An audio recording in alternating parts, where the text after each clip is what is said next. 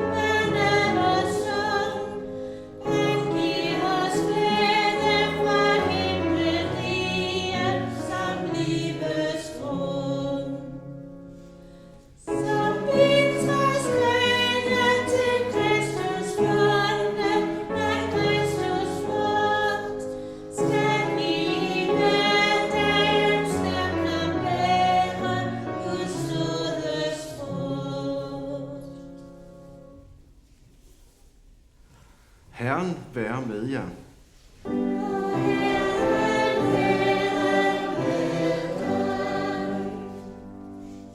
Lad os alle bede. Jesus Kristus, du er midt i blandt os, og dagligdagen er gennemlyst af din herlighed. Men du kender også vores svigten og vores forvirrede liv, og alligevel holder du fast ved os, som du lovede, da vi blev døbt. Det takker vi dig for, og vi beder dig. Giv os af din hellige ånd, af det kildespring til evigt liv, som aldrig løber tør, så vi får kræfter til at tjene dig og tilbede dig i ånd og sandhed. For du er den levende kilde, og din kærlighed strømmer imod os fra evighed og til evighed.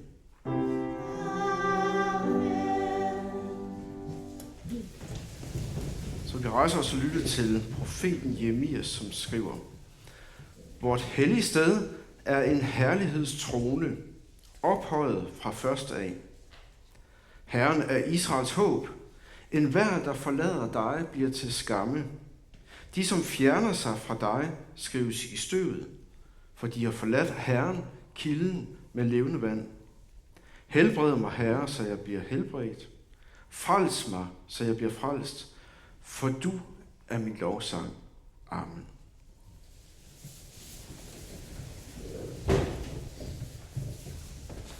Så skal vi synge Himlenes himle.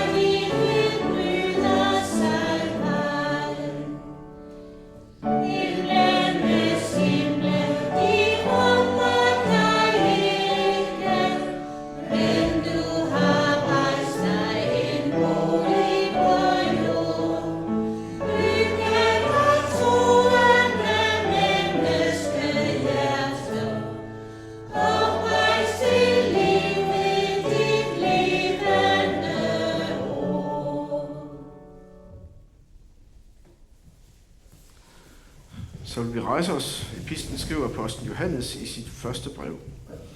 Og nu, kære børn, bliv i ham, for at vi kan have frimodighed, når han åbenbares, og ikke skal stå med skam over for ham ved hans genkomst. Når I ved, at han er retfærdig, forstår I, at enhver, som gør retfærdigheden, er født af ham. Se, hvor stor kærlighed faderen har vist os, at vi kaldes Guds børn, og vi er det. Derfor kender verden ikke os, fordi den ikke kender ham. Mine kære, vi er Guds børn nu, og det er endnu ikke åbenbart, hvad vi skal blive. Vi ved, at når han åbenbares, skal vi blive som ham, for vi skal se ham, som han er. Enhver, som har dette håb til ham, renser sig selv, ligesom han er ren. Amen. Og lad os bekende vores kristne tro sammen. Vi forsager djævlen og alle hans gerninger og alt hans væsen. Vi tror på Gud Fader, den almægtige, himlens og jordens skaber. Vi tror på Jesus Kristus, hans enbårne søn, vor Herre, som er undfanget ved Helligånden, født af Jomfru Maria, pint under Pontius Pilatus, korsfæstet, død og begravet, nedfar til dødsriget, på tredje dag opstanden fra de døde, opfar til himmels, siddende ved Gud Faders, den almægtiges højre hånd, hvorfra han skal komme at dømme levende og døde.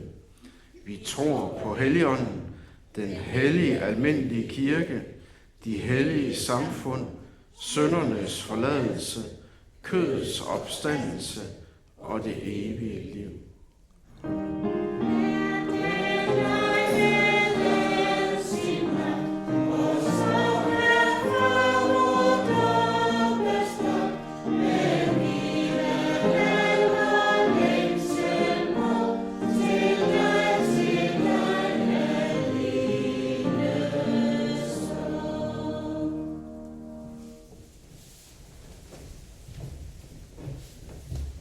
Synge nummer 441.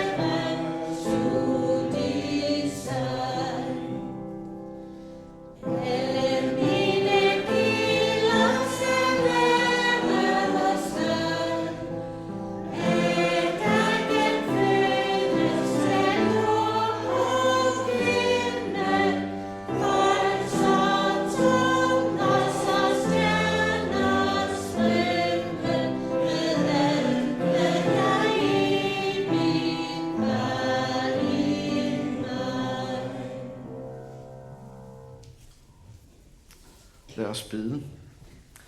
Ja, vi beder dig om, Hellige Ånd, at du må komme til os og øse af kilder uden for os selv, kilder til liv fra dit ord. Amen. Og dette hellige evangelium skriver evangelisten Johannes.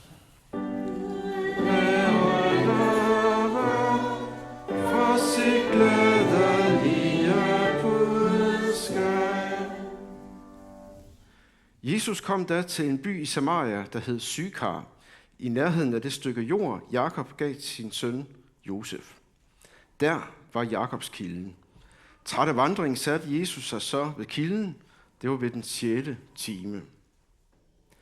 En samaritansk kvinde kom for at hente vand. Jesus sagde til hende, giv mig noget at drikke. Hans disciple var nemlig gået ind til byen for at købe mad. Den samaritanske kvinde sagde til ham, hvordan kan du, en jøde, bede mig, en samaritansk kvinde, om noget at drikke? Jøder vil nemlig ikke have med samaritanere at gøre. Jesus svarede hende, hvis du kendte Guds gave og vidste, hvem det er, der siger til dig, giv mig noget at drikke, så vil du have bedt ham, og han vil have givet dig levende vand. Kvinden sagde til ham, herre, du har ingen spand, og brønden er dyb. Hvor får du så levende vand fra? Du er vel ikke større end vor fader Jakob, som gav os brønden, og selv drak af den, ligesom hans sønner og hans kvæg. Jesus svarede hende, enhver, som drikker af dette vand, skal tørste igen. Men den, der drikker af det vand, jeg vil give ham, skal aldrig i evighed tørste. Det vand, jeg vil give ham, skal i ham blive en kilde, som vælder med vand til evigt liv. Kvinden sagde til ham, herre, giv mig det vand, så jeg ikke skal tørste og gå herud og hente vand. Han sagde til hende, gå hen og kald på din mand og kom herud. Kvinden svarede, jeg har ingen mand. Jesus sagde til hende, du har ret, når du siger, jeg har ingen mand, for du har haft 5 mænd, og den, du har nu, er ikke din mand. Der sagde du noget sandt. Kvinden sagde til ham, herre, jeg ser, at du er en profet. Vore fædre har tilbedt Gud på dette bjerg, men I siger, at stedet, hvor man skal tilbede ham, er i Jerusalem. Jesus sagde til hende, tro mig, kvinde, der kommer en time, da det hverken er på dette bjerg eller i Jerusalem, I skal tilbede faderen. I tilbeder det, I ikke kender, vi tilbeder det, vi kender, for frelsen kommer fra jøderne. Men der kommer en time, ja den er nu, da de sande tilbedere skal tilbede faderen i ånd og sandhed. Kvinden sagde til ham, jeg ved, at Messias skal komme, det vil sige Kristus. Når han kommer, vil han fortælle os alt. Jesus sagde til hende, det er mig, der taler til dig. Amen.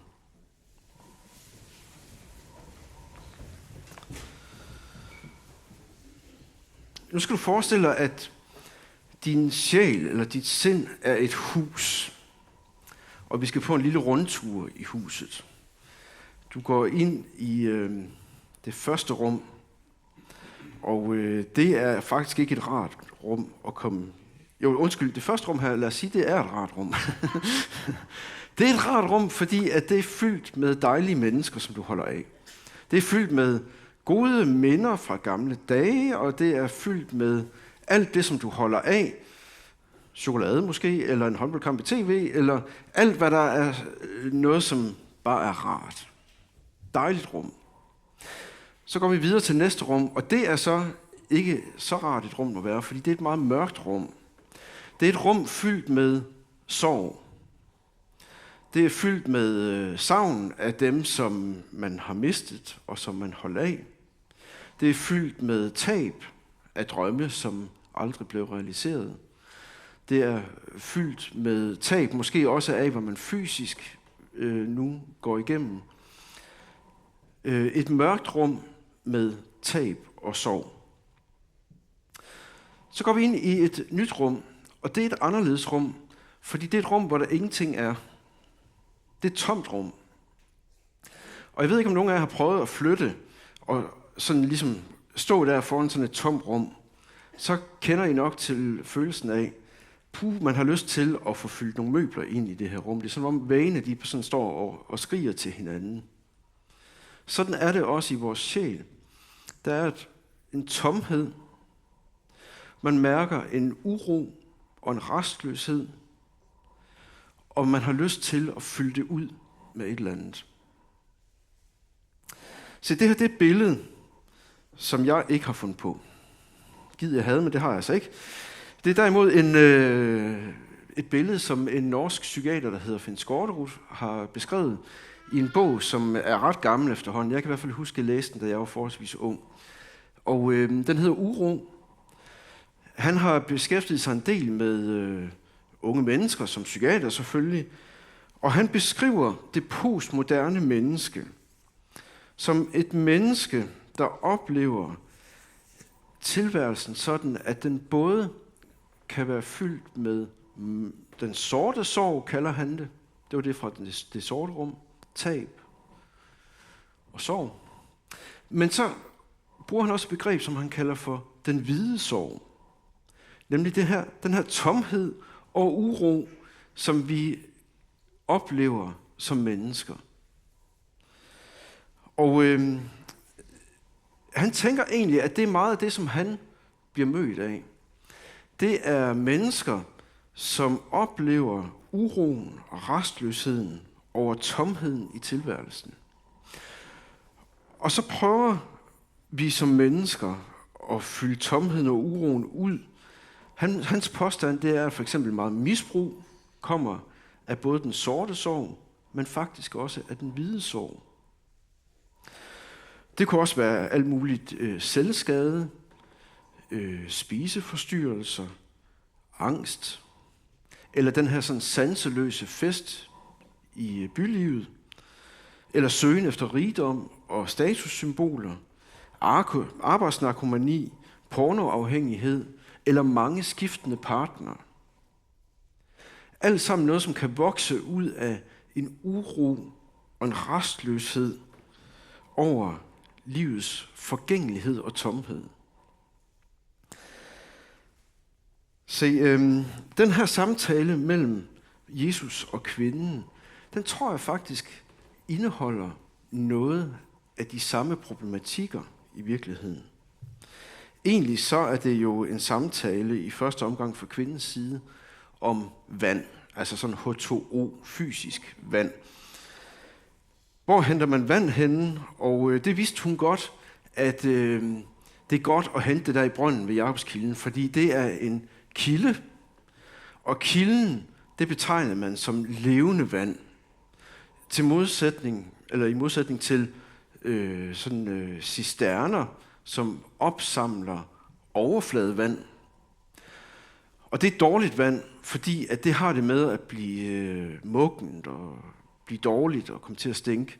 Men hvis man har en kilde, så har man altid frisk vand. Levende vand bliver det kaldt. Og det er jo godt. En rindende kilde, det er godt. En cisterne, det kan man blive syg af. Og sådan er det også i åndelig betydning, vil Jesus så pege på.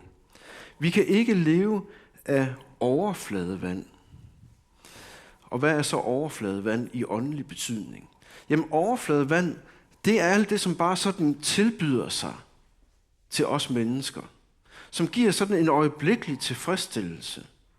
Som lige kan fylde den der uro og restløshed her og nu. Men med tiden, så bliver det muggent og dårligt og stinkende. Vi har brug for en frisk kilde. Vi har brug for at stikke rødderne ned i grundvalgen, vil vi nok sige her i Danmark. Noget, som er bestandigt. Noget, som giver os et bestandigt kilde. Det er ret åbenlyst, hvad den her samaritanske kvinde, hun bøvler med, fordi det peger Jesus meget tydeligt på. Det er noget med de her mænd. Hvad er det med de mænd? Ja, det kunne godt være, at de her mænd var noget, som havde givet hende netop den her overfladevand. Sådan en øjeblikkelig tilfredsstillelse. Noget, som lige her nu, så tænker man, det her, det stiller min restløshed. Men det er ikke bestandige kilder. De giver hende ikke virkelig værdi. Tværtimod faktisk, så virker det til, at hun er havnet i skam. Og det kan vi se ud af det her med, at hun kommer i middagsheden ved den 6. time. Normalt vil kvinder gå ud til brønden i de tidlige morgentimer, eller de senere aftentimer, hvor det var køligt. Og så mødes man der og har et fællesskab med hinanden også, og så videre. Hun kommer altså der, hvor det er allervarmest, hvor der ikke er andre normalt, der vil komme. Og det er jo også et tegn på, at hun har et fællesskab, som er blevet brudt med de andre. Der er noget, som er blevet muggent og dårligt for hende. Hun er udenfor. Og det kan være, at det er de andre, som har udskammet hende, så hun ikke længere synes, hun kan vise sig der. Det kan også være hendes egen skam, som fylder hende. Men et eller andet er blevet muggent og dårligt i den relation. Og man kan godt tænke, Er det mennesker som hende, Jeremias taler om, når han siger der i Jeremias 17, enhver, der forlader dig, bliver til skamme. De, som fjerner sig fra dig, skrives i støvet, for de har forladt Herren, kilden med det levende vand. Der er noget, som visner og mugner og dør i hendes liv. For hun har fundet sin værdi det forkerte sted. Hun drikker af de forkerte kilder. Først i mødet med Jesus, ham som tilbyder hende en kilde med levende vand, der kaldes hun ud af skammen. Og man kan godt tænke, at på trods af, at han er meget, meget entydig, og profetisk nok også, og virkelig udpeger hendes skam, så den bliver helt tydelig. Kald på din mand. Altså han rammer virkelig hendes allerstørste skam. Så bliver det alligevel livsforvandlende. Og det kan man godt tænke, hvordan kan han få lov til det, uden at hun bare skrider? Hvordan kan hun næsten bære det? Og det tror jeg, at Jesus kan, fordi hans mål, det er ikke at udstille hende, men hans mål, det er at frisætte hende. Af de mugne, dårlige kilder i hendes liv. Og det mærker hun. Her er noget, som jeg kan komme fri af. Det tolker jeg ud af, at i den tekst, vi har læst her fra evangeliet, der hører vi i det næste i Johannes evangeliet, at kvinden hun suser ud og fortæller, nu skal I komme og møde ham, som har fortalt mig alt. Og det vil hun ikke gøre, hvis ikke det var virkelig noget, som var frisættende og glædeligt og godt, det hun havde oplevet der. Hun vidner åbent om ham, som har fortalt alt, hvad jeg har gjort. Og det er faktisk nøglen til de her sande, gode kilder i vores liv. Så Jesus han siger et nøgleord. Der sagde du noget sandt, siger han. Og så lidt senere så siger han, de sande tilbedere, de skal tilbede i ånd og sandhed. Det virkelig fornyende i vores liv, det kommer simpelthen, når vi tør at tale sandt. Sandheden sætter fri. Og det er måske værd at minde hinanden om i de her tider her, tænker jeg, med det, der foregår i vores land og Grønland. Sandhed sætter fri. Løgn og falskhed, det består ikke. Måske kan der godt komme en hård periode, men det vinder aldrig. Det kan aldrig sejre løgnen og falskheden. Så det er værd at stå på sandhedens side i livet i det hele taget. Men det er også værd at stå på sandhedens side, når vi skal stå over for Gud.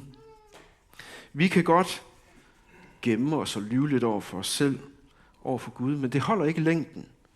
For dagen kommer, hvor alt skal bringes frem i lyset, for både høj og lav. Og det er det, som Jesus han kalder os ind i, og der, hvor han peger på, det er der, vi virkelig møder faderen. Det er der fornyelsen af vores liv sker. Det er der, vi kan øse af de sande kilder. Det er med, at vi vedkender os dem, vi er. Endda det mest skamfulde, som hun altså gør. Først må det mugne og stinkende vand ud, og så kan der komme frisk vand i spanden. Sådan arbejder Guds ånd. Han overbeviser om synden, hører vi, og han overbeviser os om, at vi har brug for at komme af med synden og lægge den over til Jesus, så han kan bære både syndens straf og skammen ved det, der er i vores liv. Det er der, vi sættes fri af selv det mest mugne i vores liv. Så behøver vi ikke løbe fra det længere. Så behøver vi ikke styrte rundt for at finde øjeblikkelig tilfredsstillelse, der kan lægge sådan ligesom et låg på det, som gør os urolige. Kirkefaderen Augustin, han oplever også noget af det her. Han siger i sin mest berømte bog, Bekendelser, der siger han sådan her, du har skabt os til dig, og vort hjerte er uroligt, indtil det hviler i dig. Og måske har I hørt det før. Det lyder som en ret nem ting for ham at sige. Men i virkeligheden så er det dyrt købt erfaring. Det er nemlig noget, han først kan se i bagklogskabens lys. Augustin, han levede i en tid i sin ungdom før sin omvendelse, på den måde, at han prøvede ligesom at stille sin uro med gladiatorkampe og underholdning. Det kender vi måske også lidt. Sex, druk, svir. Han var også med i sådan en meget spændende gnostisk sekt, som hed Manikæerne. Så på alle mulige måder prøvede han ligesom at tilfredsstille sig selv øjeblikkeligt. Jeg tror godt, man kan høre, at det er måske egentlig ikke så meget anderledes i dag, med den måde, vi som mennesker prøver at komme væk fra tomheden og uroen på. Så en augustdag i år 386, så sidder han under et fintræ i Milano, og så hører han noget smuk musik. Han hører en klar drengestemme, som synger, på latin selvfølgelig, tag og læs, tag og læs. Og så kaster han sig over det, som han kan læse, nemlig Bibelen. Han læser Paulus' brev. Og det første, han læser, det er ikke i svir og druk, ikke løsagtigt og udsvævende, men iklæd jer Herren Jesus Kristus. Så endnu sådan et møde mellem Herrens ånd, som taler sandhed med et menneske. Peger på lige præcis der, hvor det er muggent og råddent og dårligt. Og sætter fri. Fordi så siger Augustin sådan her, straks da jeg var nået til enden af denne sætning, strømmede der ligesom et vishedens lys ind i mit hjerte, og alt tvivlens mørke svandt bort. Og fra dag af, så stiller Augustin sin tørst, ikke i de samme ting som før, men i iklæd jer Herren Jesus Kristus, altså i Jesus. Man kan også sige, at han finder en ny identitet, ligesom den samaritanske kvinde finder en ny identitet. En identitet, hvor man faktisk vedkender sig det, som er dårligt, muggent. Man kan også vedkende sig sin uro, sin erfaring af tomheden, sin skam, sin synd. Det, som det egentlig handler om, det er at tømme hele spanden ud, for at den kan blive så tom, at den kan fyldes med det, som Jesus har at give, ham som er kilden med det levende vand. Det er faktisk som om, at Jesus i samtale med den her samaritanske kvinde netop vil have hende til at række en spand frem. Fordi han kunne så nemt som ingenting selv skaffe vand, sådan helt konkret. Men han vil ind i den her samtale med hende, så hun kan blive sat fri af det, som hun er fanget af. Og så hun kan erkende, at hun har brug for lige præcis Jesus. Hun skal se, at hendes liv indeholder tomhed, og at han har vand til hende. Må ikke han nogle gange også gøre sådan med os, at vi nogle gange godt kan opleve, at vi faktisk også står der helt tomme. Og det er faktisk ikke så dårligt. For vi har brug for igen og igen at se, at vi har kun tomme spande og tomme skåle, som er løbet tør og har brug for kilder uden for os selv. Lidt senere skal vi synge en salme, vi rækker vores hænder frem. Som tomme skåle, kom til os Gud og giv os liv fra kilder uden for os selv. Det har vi brug for. Kilder uden for os selv, det kan jeg godt lide det udtryk. Vi finder det ikke i os selv, som ellers meget psykologi måske vil pege på. Vi finder det uden for os selv. Hvad fylder han så spanden med? Jo, altså en ny identitet i vedkendelse, men også en ny identitet i, at nu tilhører jeg Gud. Jeg er Guds barn. Som vi hørte det her i den her fantastiske episteltekst, se, hvor stor kærlighed faderen har vist os, at vi kaldes Guds børn, og vi er det. Nu kommer kærligheden og værdien et andet sted fra, ikke fra os selv, men uden for os selv. Vi tilhører nogen, vi er sat ind i et fællesskab, skammen er væk, vi hører sammen med Gud. Og Gud elsker os både for den vi er, når han kigger på os, men også på trods af det vi er. Vi kan vedkende os det hele. I ånd og sandhed, så kan vi være Guds børn. Og så taler epistlen også om noget faktisk endnu større, at vi får fyldt en ting mere i spanden. Og det er, at vi er noget. Det er ikke sikkert, at den her kvinde havde oplevet det. Det er heller ikke sikkert, at vi selv oplever det. Men det er vi. Vi er noget. Vi er Guds børn. Og vi skal blive som ham. Vi skal blive som ham, når han åbenbares. For vi skal se ham, som han er. Det er faktisk ret vildt.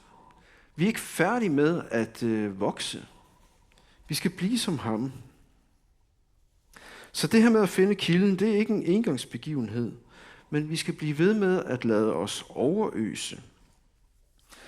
Den her kvinde, hun kan ikke sådan helt være med på Jesu abstraktionsniveau. Og det kan man godt grine lidt af, at de snakker sådan forbi hinanden. Men faktisk så kan det være lidt det samme for os. Vi kan have vældig travlt med at sørge for vores sådan materielle, fysiske behov.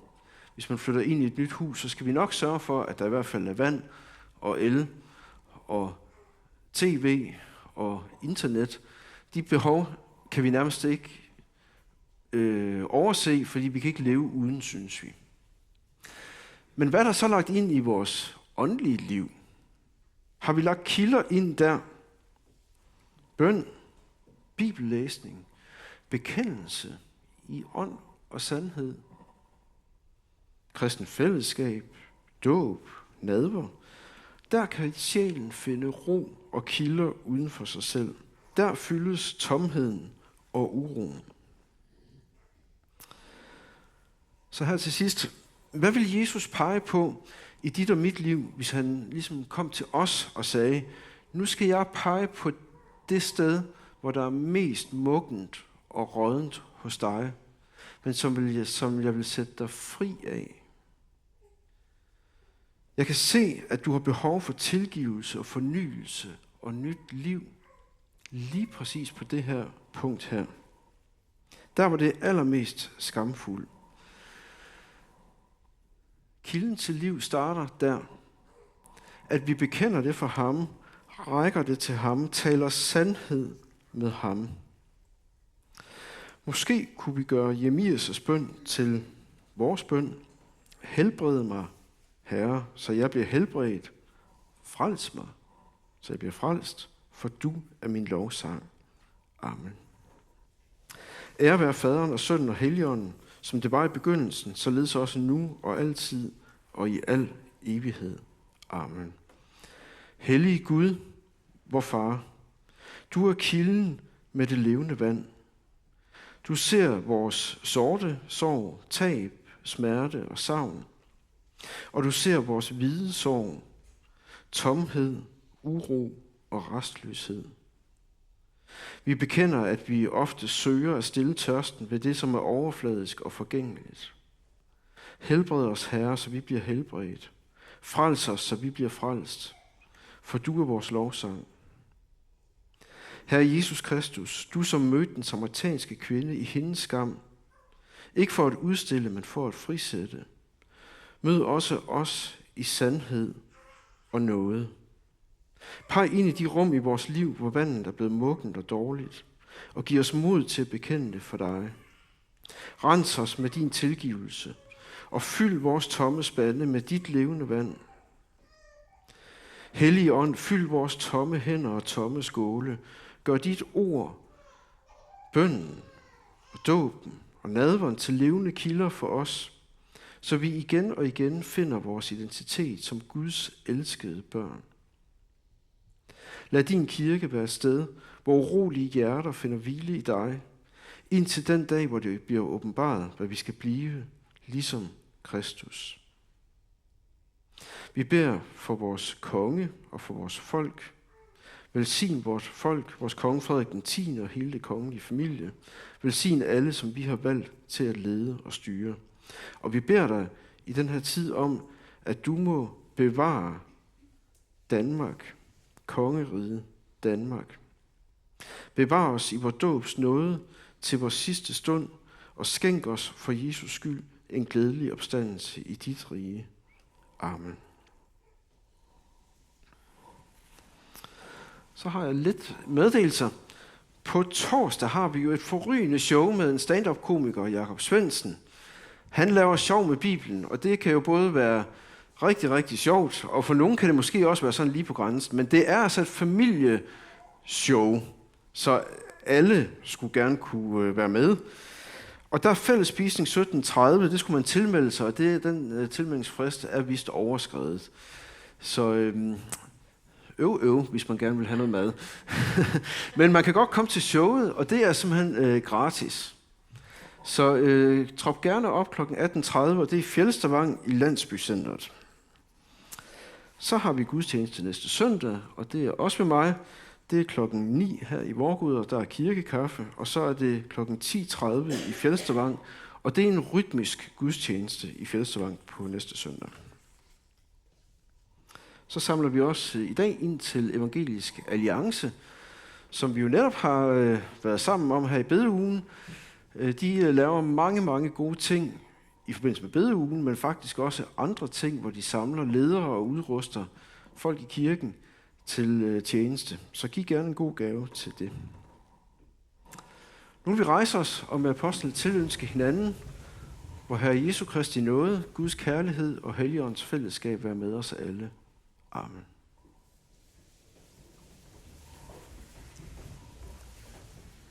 Vi skal synge nummer 371.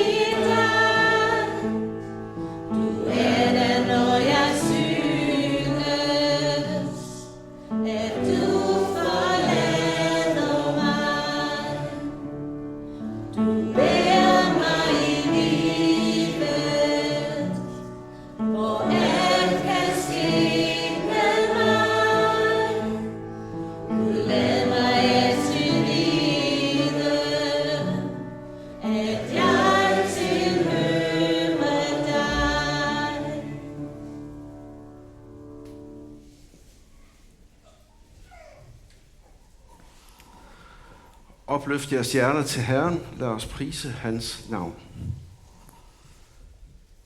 Vi takker og lover dig, Gud Fader almægtige, ved Jesus Kristus, vor Herre, der skabte himlen og hele dens hær, jorden og alt, som er der på. Liv og ånde giver du os, mætter os dagligt af din fylde. Derfor vil vi med hele din menighed på jorden og i himlen, i kor med alle engle, synge din herligheds lovsang.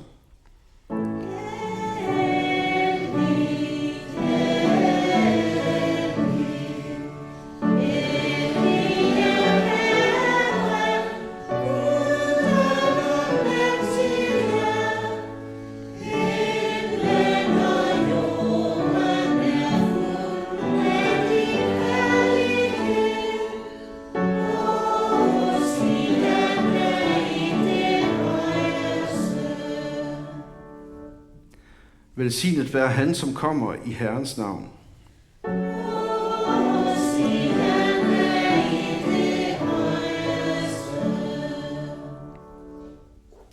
Opstandne Herre og frelser, du som selv er til stede iblandt os med al din kærlighedsrigdom. Giv os at modtage dit legeme og blod til din ihukommelse og til stadfæstelse i troen på syndernes forladelse.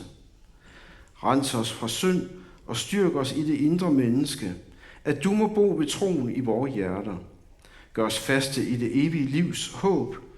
Giv os at vokse i kærligheden, for at vi med alle dine troende må blive et i dig, ligesom du er et med faderen.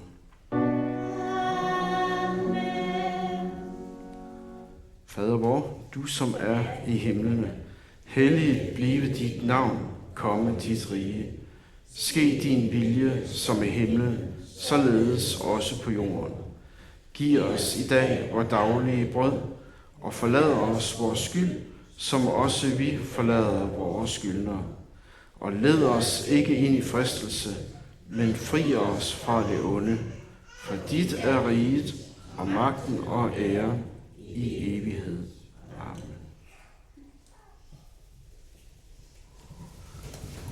Hvor Herre Jesus Kristus tog i den nat, da han blev forrådt, et brød, takkede, brød det, gav sine disciple det og sagde, tag det og spis det. Det er mit legeme, som gives for jer. Gør dette til ihukommelse af mig.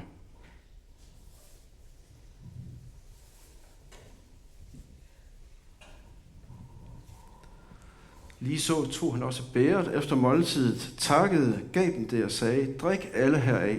Dette bærer er den nye pagt ved mit blod, som udgydes for jer til syndernes forladelse. Gør dette hver gang I drikker det til ihukommelse af mig.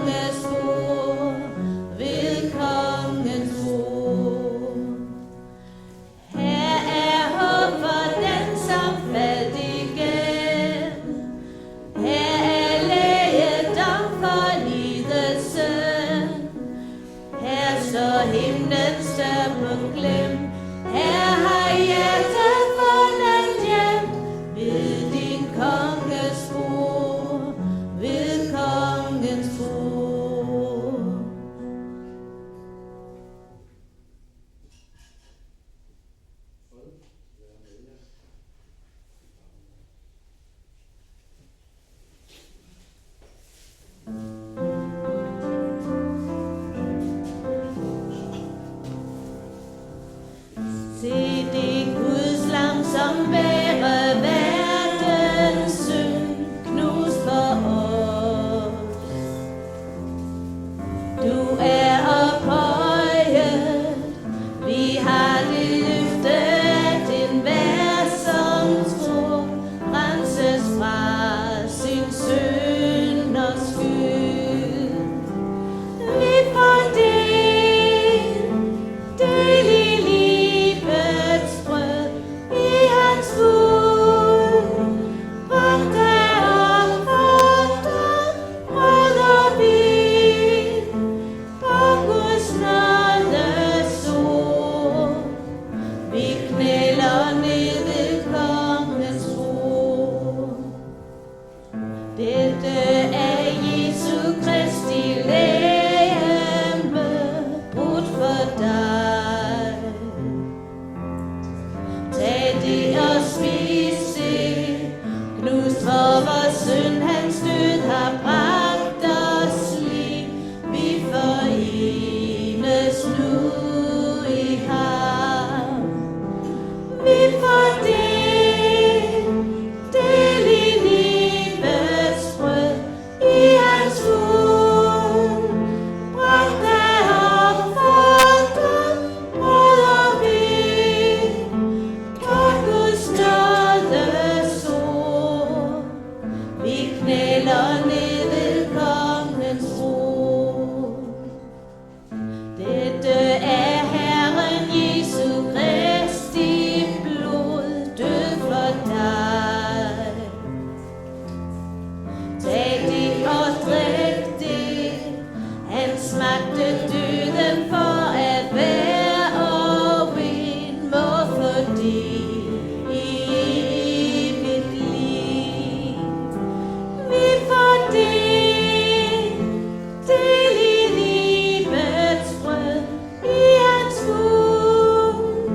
Brugt af opfordret, brød og vin, på Guds nådes ord. Vi knæler ned ved kongens ord. Og før vi rejser os, der siger du, gå med fred. Og gå med glæde, vi kaldes til at gå i Kristi spor, som hans menighed på jord. Vi får del i hans lidelse, vi ser frem. Kristus rammer snart, kom nu frit på den nye jord. Der står en plads ved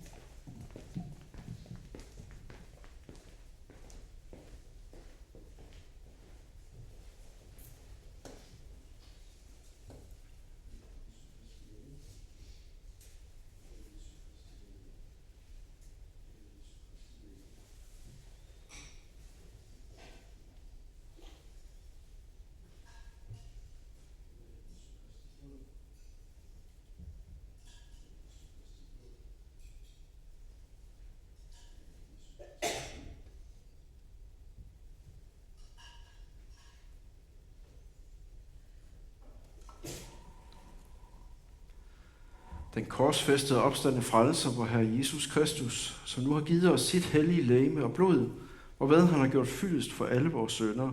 Han styrker og opholder os derved i en sand tro til det evige liv. Fred være med jer. Amen.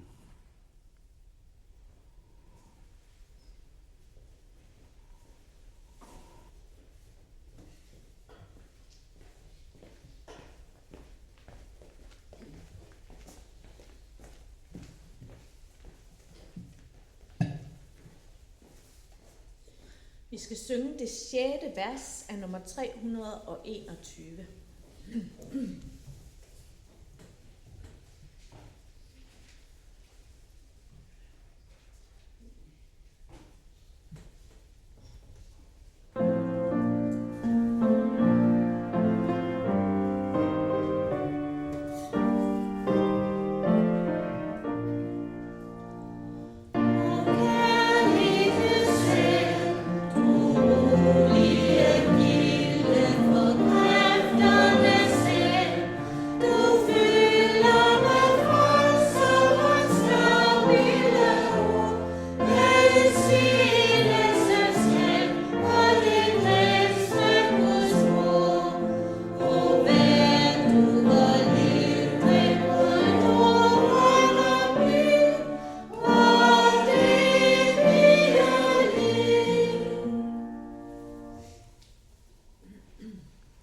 Lad os alle bede.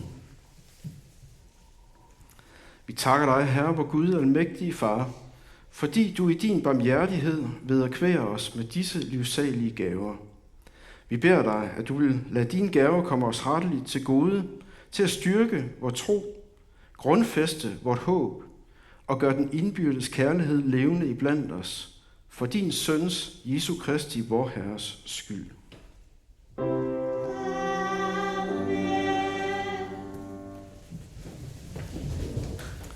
Herren velsigne dig og bevare dig. Herren lader sit ansigt lyse over dig og være dig nådig. Herren løfte sit ansigt mod dig og give dig fred.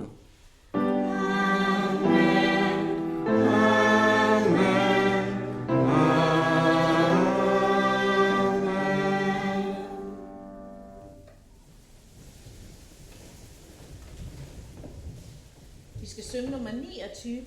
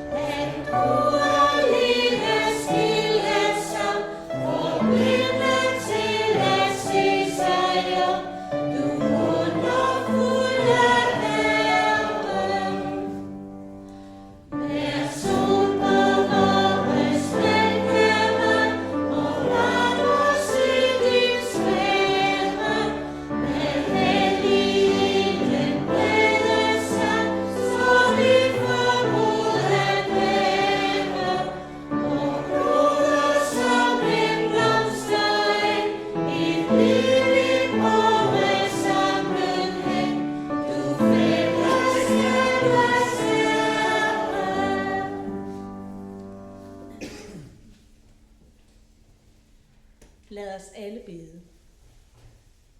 Herre, jeg takker dig, fordi du har lært mig, hvad du vil, at jeg skal gøre. Hjælp mig nu, min Gud, at jeg må holde fast ved dit ord, og i liv og død styrkes og trøstes derved. Amen.